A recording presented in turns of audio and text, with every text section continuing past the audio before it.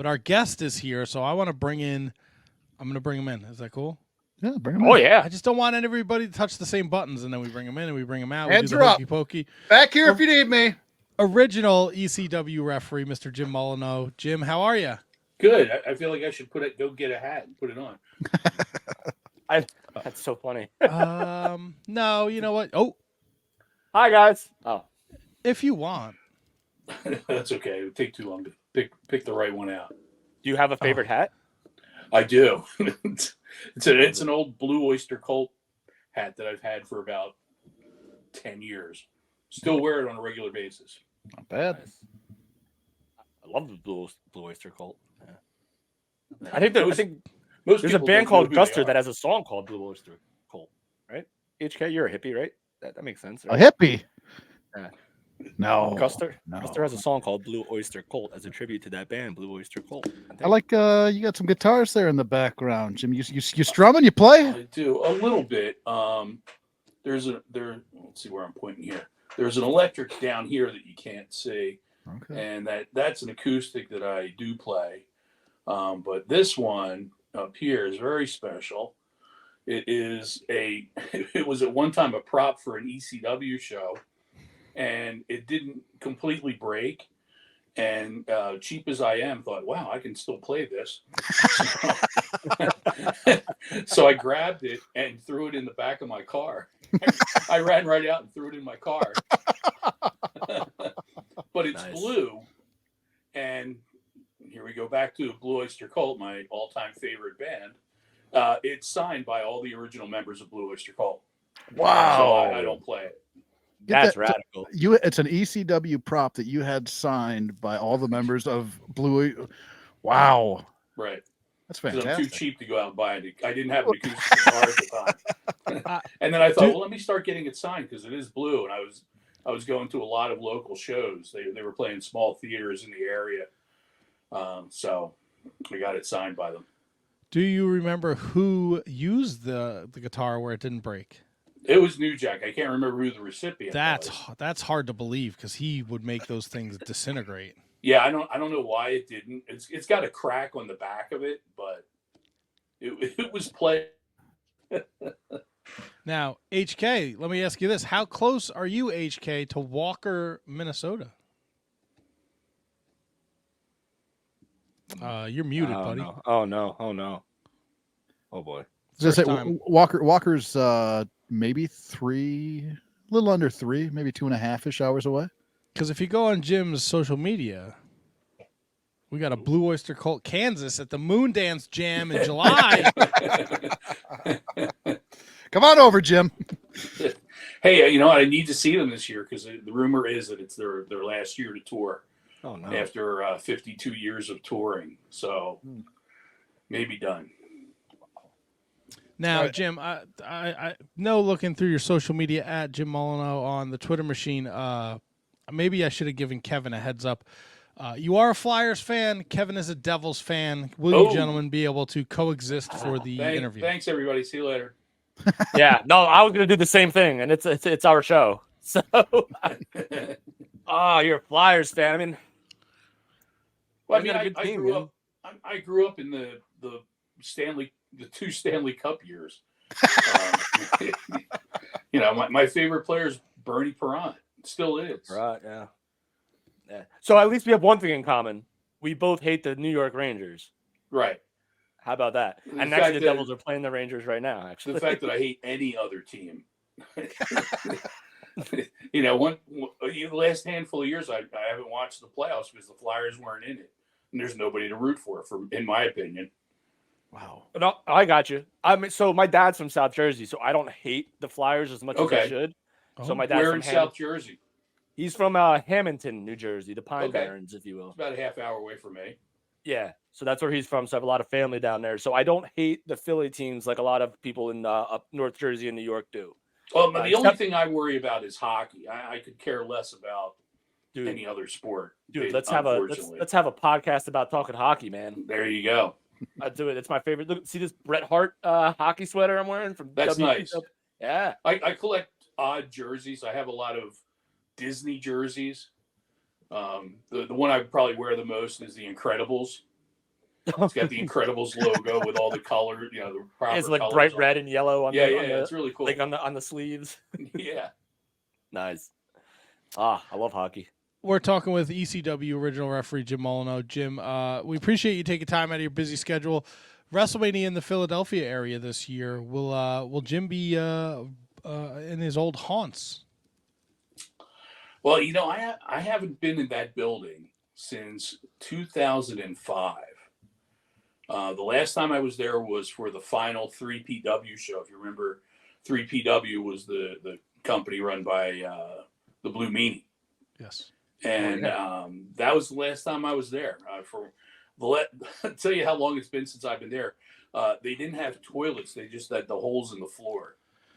Yes, I actually. We usually have a fourth wizard, Tony, and he's not here tonight. Me and Tony have been to the arena back in the day. My first, and I'm sure anyone who's listened to this show, my first live ECW show was Sabu Terry Funk, Born to Be Wired. Oh, that here's a little trivia on that one. That's the only barbed wire match in ECW that I did not do. Wow. Oh, really? I did all the others. Yeah. So I think the last time I was at the arena was 2000, and then I didn't go back to like a couple years ago for like an MLW show. Okay. And it is. I mean, the place is beautiful, but it's just not. Yeah. From what I hear, it's really nice. And at one point, from what I heard, there was a story going around that they were going to sell it to a potential casino moving into the area, but I don't think the casino developed close enough for them for it to be a part of the complex. What's the is there any difference as a referee to reffing like a Born to Be Wired match as opposed to maybe like an Eddie Guerrero Dean Malenko match? Like, is there any like how does that change for you? Watching the barbed wire mainly, not to get poked with it. But yeah, no, there are. I think on a personal basis, when it comes to doing a barbed wire match, I'm in there more as a concern, making sure the guys are okay, as opposed to a match like you said, Eddie and Dean, where those guys knew what they were doing, and I was just trying to get out of the way and count to three when I needed to, or do the referee work. There's a little more concern, health issues, I guess maybe you would call it, with barbed wire. There are extra things you need to watch out for when it comes to working a barbed wire match. How much showmanship should a referee incorporate into his own personal act? Should he let the wrestlers be the stars, or should absolutely. he sell everything? No, absolutely not sell everything, but when things, depending on the level of what the referee's reacting to, that's where their reaction should be. I've always lived by the motto that if you don't know I did a match, I did my job. Right. I've done some of the most important matches in ECW history. And if I said, I did that match, people would be like, oh, I didn't know that. Great. Thank you very much. I did my job. And in a business where that's kind of what you're taught, right? If you're kind of in the background, are you surprised? Because we had Chubby Dudley on a couple weeks ago. Like, we're 25 years later, like the ECW referees were like Jim Molineaux, John Finnegan, Pee Wee Herman, Jeff Jones. Like, it was Pee Wee Moore. Pee Wee Moore. When I say Pee Wee Herman, Jesus. Thank you for calling him out. Are you surprised that like 25 years later, people still remember you? Yeah, I am. Although people who are just watching ECW for the first time or going back to it because of Peacock or catching it on anything on YouTube or whatever, the only reason they really should know who we are is because of Joey Styles. Right. Joey Styles made sure our names were said at least once during the match, or at least once during the hour television. He made sure that we got known. If it wasn't for him, probably wouldn't be sitting here talking to you now. Nobody, ECW 25 years ago, and the referee, and nobody cares. That's my favorite thing going and talking to you guys who were there. Like, it's just, you've seen it and done it, and there's no place like the ECW arena, and I don't think there'll ever be a promotion like ECW. Yeah, no, we were a flash in the pan, and I shouldn't say a flash in the pan, but we were lightning caught in a bottle. I always compare us to the punk rock movement. Right. We came and went, and everybody remembers it. Everybody goes back to visit it, and it was just something captured in time. So one of my favorite spots in professional wrestling is like pull apart brawls, right? Like when referees come out first, then wrestlers come out afterwards to just break everything up. Is there a certain technique to how you act during pull apart brawls, like to make it seem like you can't actually get the guy off the other guy, but you still want to like make your authority known? Is there like an art to that? Yeah, it's the basic premise of being a referee. Act like it's real. If I act like it's real, if I communicate that properly through my hand motions or my physicality or my facials, then hopefully, knock wood, if I'm doing it right and I'm believable, the fans will react properly. And that's what we're trying to get. And we're trying to, we're enhancing the situation, not necessarily the performers, but the situation itself. You seem like you're pretty accessible to people on social media. Have you had referees come to you and ask for your advice? Not really, not online. I've done a couple of seminars the last handful of years since I kind of got back out into the public. I kind of disappeared for a while I was running a wrestling school and a promotion of my own, and I stayed in the background. I learned that from Paul, really. Paul came out in front of the camera when he needed to. Otherwise, it was the boys' show. But yeah, a couple of seminars I've been involved in, but otherwise nothing really online. Do you prefer owning a wrestling promotion or just being a referee? Oh, just being a referee. Not only did I own the promotion, but we had our own building. We were a school too. So every month I had to worry about the rent and getting enough students and getting enough people in the building, and just it was way too much. And thank God for the pandemic. Oh God! That was when I shut the company down. But I had gotten rid of the building in the school long before that. And we were just running shows in a couple of different buildings here in South Jersey. It was too much. There was too much on my plate. And at the time I was 60. I'm 63 now. So, it's a lot. Trust me, it's a lot easier. The worst part of it is traveling. And I don't go too far, but when I do, I drive, and I'm usually driving by myself. Those are getting to be long rides. A 3.5 hour ride by myself was a little tough last year. But otherwise, yeah, no, I like refereeing. And people come to me and ask stuff at the show, hey, what do you think about this? Or we want to try to do this in our match. What do you think? And I'll help them with that. I love doing that. That's from, 30 plus years doing this. And your promotion was Old Time Wrestling, right? Yeah.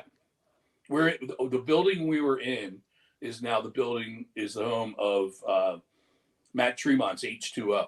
Oh, in Williamstown. Yeah, they took over our building. Nice. Very good. Let me ask you this. I'm sorry. Yeah, you're going to ask a question, KG. Sorry. So Todd Gordon has become a friend of the show lately. He's been on the show multiple times. I hope to finish his book one day. But let me ask you this: do you have any fun Todd Gordon stories for us? Wow, not really. Todd and I mean, as well as I know him, Todd and I never really kind of hung out. I wasn't, and I could say that about a lot of the guys. I really didn't hang out with the guys a lot. It was kind of off on my own more than anything. Or like the early days of ECW when we were local, I was more interested in getting home than going out too much. And Nah. I mean, at the time I drank. I don't drink anymore because the reaction I get nowadays. But a physical reaction that I get. But I would stop and have a couple beers with the guys and move on. But I wasn't a big party animal back in any of the ECW days. But yeah, Todd helped me out a lot when I'd gotten laid off for my 9 to 5 during ECW, and he was kind to bring me in and help me out, give me some work because I was raising a family at the time. And yeah, Todd's an excellent person. In ECW, God, was it 1996? The event was it Just Another Night? Did you work that? Yes. Briarcliff. Okay, perfect. Because I got a very important question then. Who was the other official that night? All right, so 96. That was so Briarcliff was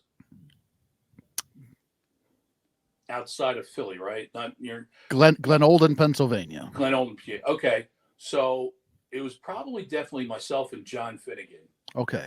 Because we were the two local guys. If there was anyone else at that time, it would be either Pee Wee or Paul Richard. Okay. Who was a friend, came in and refereed for us quite a bit, and then ended up promoting ECW when we ran New England.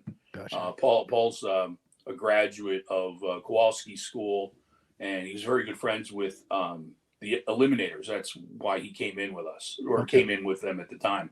But they would be the referees at the time. Gotcha.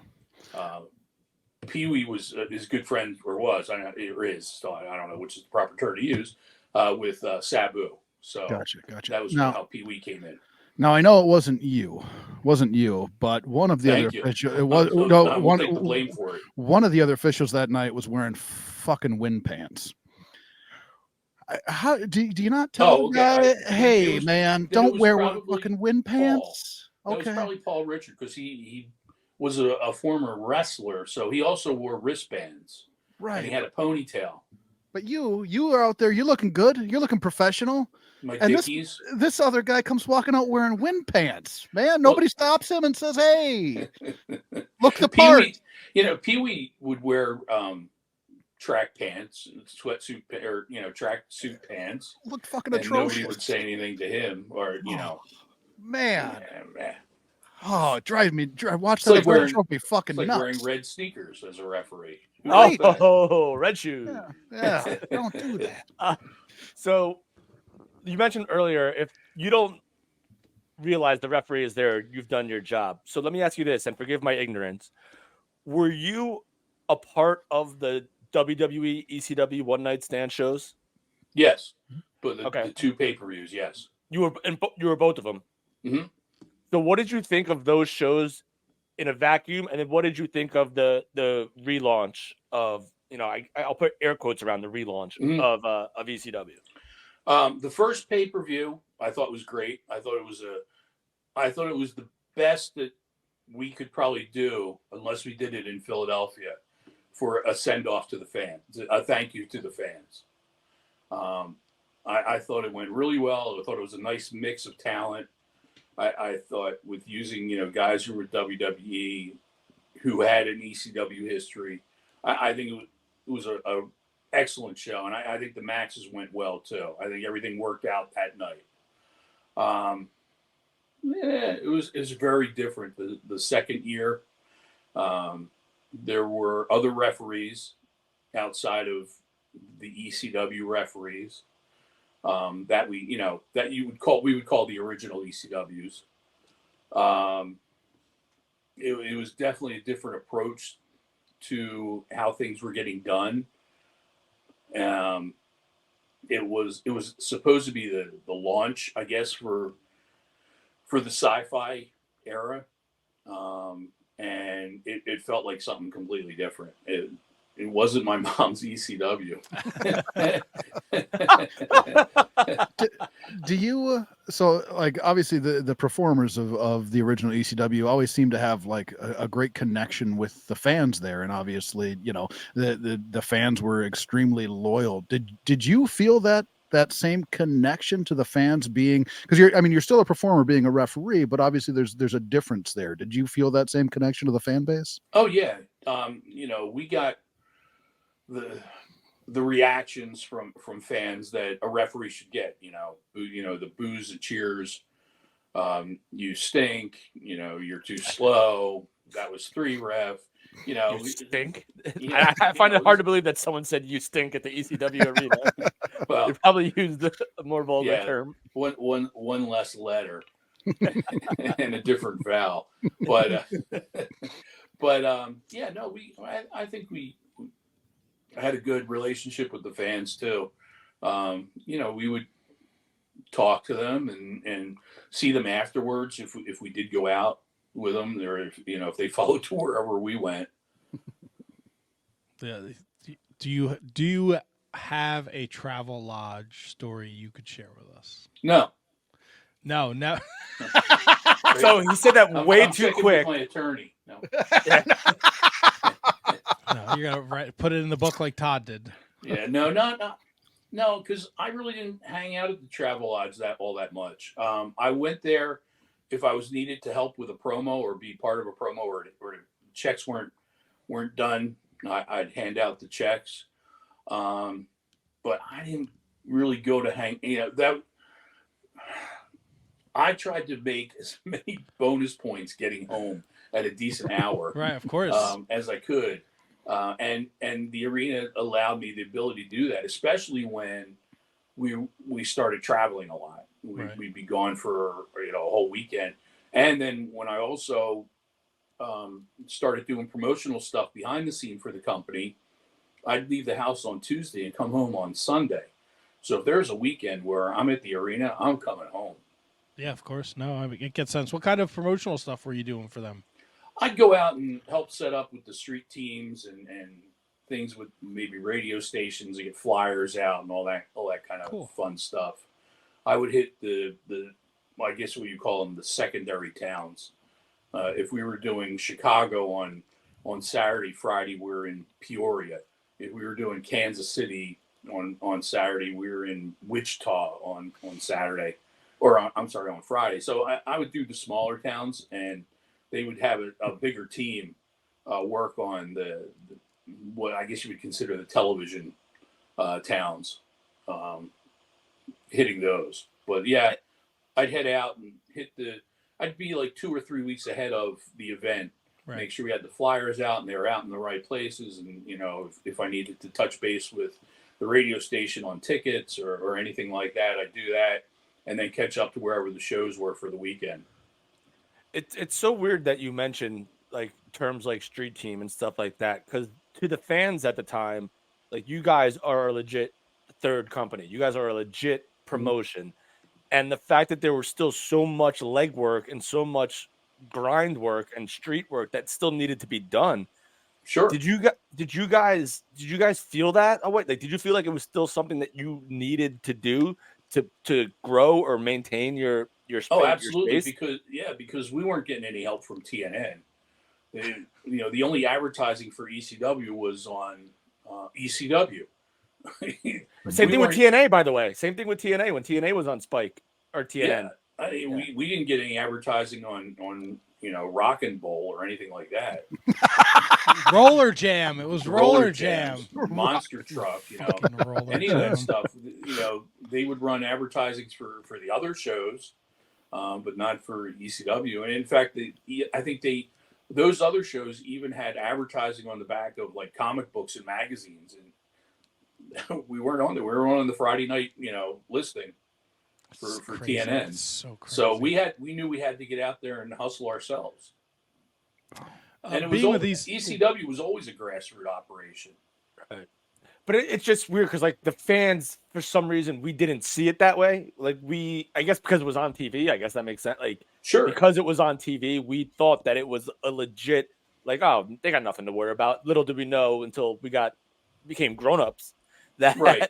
But what was actually I think ECW also had a territorial approach to the running of the business. We run a town, and there would be a local promoter for a lot of them, and they'd have to be getting out the posters or the flyers or getting the street team together.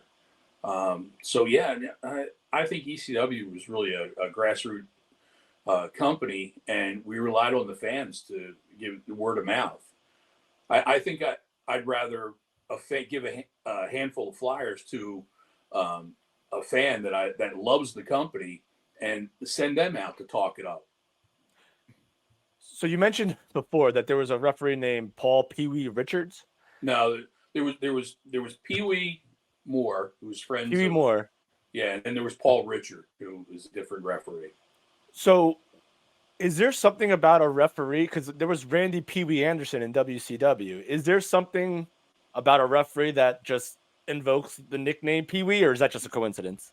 I think it's just a coincidence. However, they are probably similarly built. I want to go to the chat here. SJ asks, she says, ECW must have been one hell of an experience working it. What was your most memorable match that you refereed that sticks in your mind? It's not that it's a favorite match of mine. I can't really come up with one that's a favorite match. But I would say the one that comes to mind when I talk about a match that has importance to the company is the first triple threat match with Terry Funk, Shane Douglas, and Sabu. That really put ECW on the international tape traders map, which was important at the time for us. People heard about the match. They wanted to see it. It went 60 minutes, no winner. There was a great promo afterwards by Terry Funk and Shane Douglas back at the hotel that we had gotten filmed, and that was part of it. So that really got ECW going with that underground fan base. There's something going on in Philly. I got to find out about it. How I get the tape.